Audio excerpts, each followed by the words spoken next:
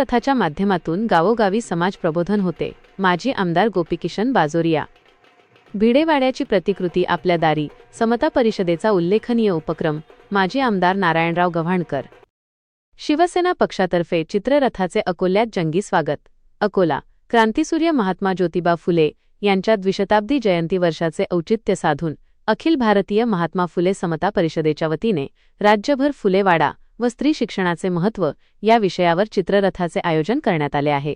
हा चित्ररथ संपूर्ण महाराष्ट्रभर फिरत असून शुक्रवारी त्याचे अकोल्यात आगमन झाले. या निमित्ताने शिवसेना पक्षाच्या वतीने रथाचे भव्य आणि जंगी स्वागत करण्यात आले. सुरुवातीला शिवसेनेचे उपनेते व माजी आमदार गोपीकिशन बाजोरिया, माजी आमदार नारायणराव गव्हाणकर, शिवसेना जिल्हाप्रमुख चंद्रशेखर पांडे गुरुजी, जिल्हा प्रभारी ललित वानखडे आणि महिला आघाडी प्रमुख सौ. उषाताई विरक यांनी महात्मा ज्योतिबा फुले, क्रांतिज्योती सावित्रीबाई फुले, छत्रपती शाहू महाराज आणि डॉ. बाबासाहेब आंबेडकर यांच्या प्रतिमांना पुष्पहार अर्पण करून अभिवादन केले. यानंतर उपस्थितांनी रथावरील भिडेवाड्याच्या प्रतिकृतीची पाहणी केली.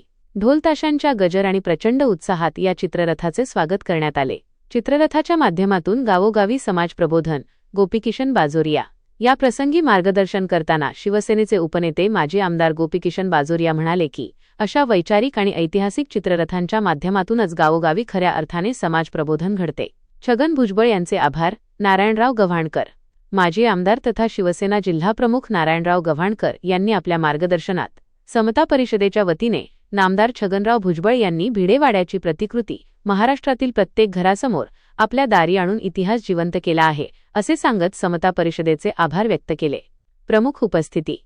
या स्वागत सोहळ्याला शिवसेनेचे अनेक प्रमुख पदाधिकारी व कार्यकर्ते मोठ्या संख्येने उपस्थित होते, ज्यात प्रामुख्याने महानगर अध्यक्ष राजेश मिश्रा, डॉक्टर अशोक ओळंबे, माजी नगरसेवक गजानन चव्हाण, शिवसेना नेते संतोष अनासने, योगेश ढोरे, अनिल मालगे. या कार्यक्रमाची सविस्तर माहिती अनिल मालगे यांनी दिली आहे.